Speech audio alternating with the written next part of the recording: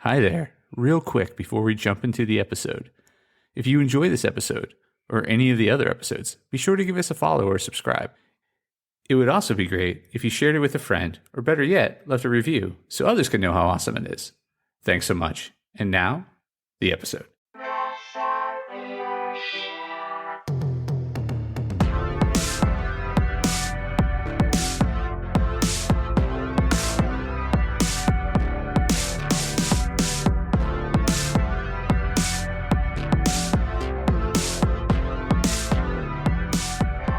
Hey there, Press Starters, and welcome to the Press Start Leadership Podcast, the podcast about game-changing leadership, teaching you how to get the most out of your product and development team and become the leader you were meant to be.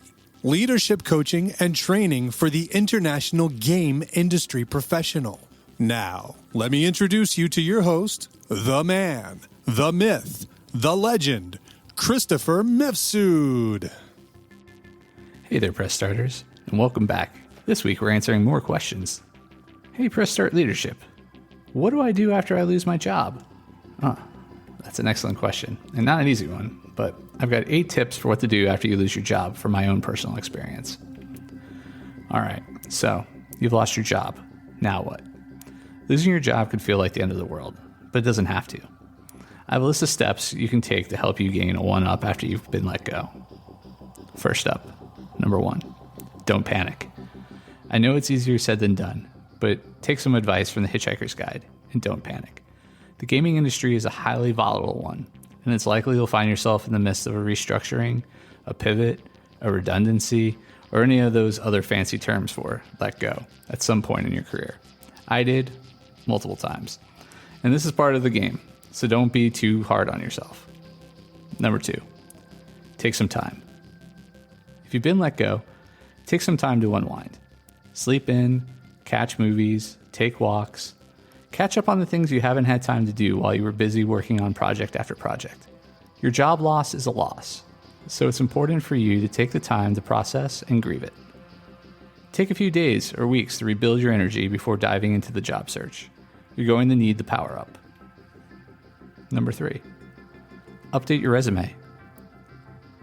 Once you're ready to get back to work, the first order of business is updating your resume. The gaming industry is constantly changing, so it's important you're showing off all the new skills you gained at your last job. Not a resume wizard?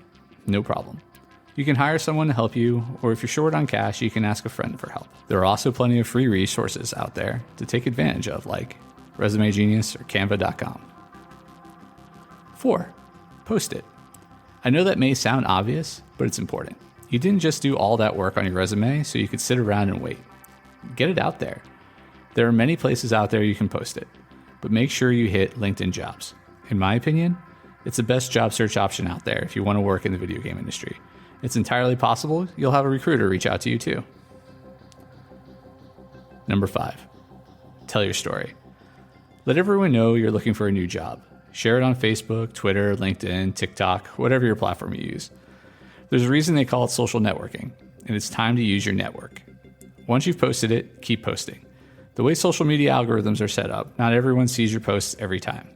You've got to keep at it, and as always, ignore the haters. Number 6, build a routine. Looking for a job is a full-time job, and it's important to treat it like one. Make sure you build a structure like you would a normal workday, designating time for emails, follow-up calls, lunch, etc. Most importantly, make sure you set an end time for your workday. When you're off the clock, you're off the clock. And that goes for worrying too. Curious how to set up a routine while routineless? This is what I suggest. First, set your work hours. If you're used to working 9 to 5, Monday through Friday, great, start there. If not, make sure you establish set working hours and respect them. Set your alarm just like you would when you were employed and go home at the end of the day. Don't let your job search bleed into your weekend. Job hunting is stressful. You'll need this time to rest and recuperate. Next, designate times for emails. Set aside an hour a few times per day to send out and respond to emails. And close your email client in between. Keeping it open can be distracting, especially when you're waiting not so patiently for some good news to hit your inbox. Then, follow up after a few days. There are many different schools of thought on when to follow up. but I don't believe you need to wait a full week after sending out an email or resume. If you're polite and respectful, 2 to 3 days is just fine. The folks that do the hiring can be busy, and following up shows them you're eager and interested in their company. If you're not sure what to say, try to add a new piece of information about yourself and why you'd be a good fit for that job or company. Next, send out your resume daily. A job search is a search. It's unlikely you'll get hired after sending out one resume and crossing your fingers. I recommend looking high and low and sending out several resumes daily, even the places that might feel like a long shot or like they're not quite what you want. Don't be too picky about each job you apply to being the perfect fit. While I don't suggest you settle, you never know where something will lead. It's possible someone will see your resume and call you about a job that hasn't been posted yet. Plus, it always feels nice if someone responds even if you don't want the job. Finally, schedule breaks and take them. Like everything else on the list, I recommend you add breaks to your calendar. Take a full lunch break and several screen breaks throughout the day. Leave your house if possible. Then, when you're done with the day, allow yourself to take a break from worrying as well. Just like the old 8-bit system, we need to hit the reset button too. Number 7, refine as you go. In addition to job searching, now is a good time to do some soul searching. You may find yourself being pulled toward a part of the industry you didn't anticipate, and now is a great time to explore your options and refocus your goals. Allow yourself to refine your searches and tailor your resumes as you learn more about where you want to go. 8, be good to yourself. This is going to be a hard process. You'll experience disappointment, hear back from less people than you expected, and you may even get ghosted. However, if you aim high and continue being good to yourself, you'll ultimately get where you want to go.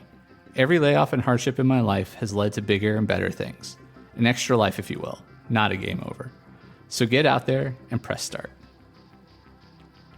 Well, there you go. Those are my 8 tips for what to do after you lost your job. I hope they help. All right, next question. Hey, Press Start Leadership. How can I min-max my way in leadership? It's an interesting question. All right, well, my recommendation is by playing the people's strengths while growing their dump stat, if you will. In gaming, it can be advantageous to maximize your character's strengths while minimizing their weaknesses. In life, however, it can be more dangerous to ignore important traits that need development. So what do you do when one of your team members is high in constitution, but low in wisdom? Or overflowing with intelligence, but short on charisma? Ready to learn min-maxing in leadership? All right, well, I've got 3 tips to set your team up for success. Number 1, get to know your teammates. Spend time finding out what each member of your team is good at. How do you do that? Ask them, but don't stop there. What do their teammates think? What do you think? Conducting a pseudo 360-degree review can be a great way to find out what your team's natural strengths are. 2, prioritize skills appropriately. You never want to set someone up for failure. So now that you know what everybody is good at, assign your team members to projects that align with their skill set. Nobody succeeds in the long term without a variety of skills, though. Set your team members up for success by making support available in their weaker areas. Number 3, provide opportunities to improve. If you've ever wished you could build a character that was proficient in all areas, this is how you do it, through experience. Give your team members room to improve. In addition to projects they're naturally good at, put them on projects they're weaker at too. Again, don't set them up for failure. Put them on a low-risk project with a loose deadline. Make sure the project is recoverable and have them shadow or pair up with somebody that's already adept in that area. In short, being a leader can be a lot like being a dungeon master. You make the rules and you set the challenges your team members face. A good dungeon master creates an exciting, dynamic, and balanced campaign so all the players can enjoy their adventures. My question for you, though, is, will you be a good dungeon master for your team? Well, there you go. There's 3 tips for min-maxing in leadership. All right, and that's this week's episode of Press Start Leadership Podcast. Thanks for joining us this week and being a press starter. Let me know what you think in the comments. And remember, stay awesome. If you haven't downloaded my free ebook, 5 Heroic Leadership Skills, click on the link in the description. Tune in next week for your next episode of Press Start Leadership Podcast. Thank you.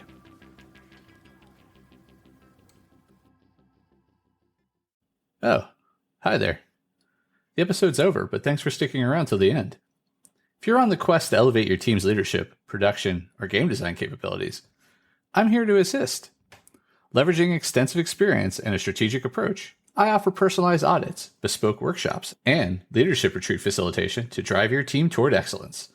My commitment is to provide efficient, reliable, and proven support, ensuring you have the tools and insights needed to thrive. Ready to unlock your team's full potential and achieve unparalleled success? Don't hesitate to press start on your journey to transformation today. Feel free to reach out directly to discuss how we can tailor a solution to meet your unique needs and goals. Let's connect and take your team's performance to the next level.